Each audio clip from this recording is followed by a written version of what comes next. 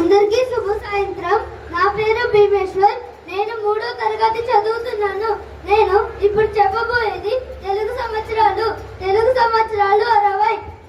అవి ప్రభవ, విభవ, శుక్ల, ప్రమోదూత, ప్రజోత్పత్తి, అంగీరస, శ్రీముఖ, భావ, యువ, దాత, ఈశ్వర, బౌధాన్య, ప్రమాది, విక్రమ, వృష, చిత్రభాను, స్వభాను, కారణ, పార్థివ, వ్యయ, సర్వజిత్తు, సర్వధారి, విరోధి, వికృతి, కర, నందన, విజయ, జయ, మన్మథ, దుర్ముఖి, హేవిలంబి, విలంబి, వికారి, శార్వారి, ప్లవ, శుభకృతు, శోభకృతు, క్రోధి, విశ్వావసు, పరాభవ, ప్లవంగ, కీలక, సౌమ్య, సాధారణ, విరోధి కృత్తు, పరిధావి, ప్రమాది, ఆనంద, రాక్షస, నల, పింగళ, కార్యయుక్తి, సిద్ధార్థి, రౌద్ర, రుధిరోద్ధారి, రక్తాక్షి, క్రోధన, అక్షయ.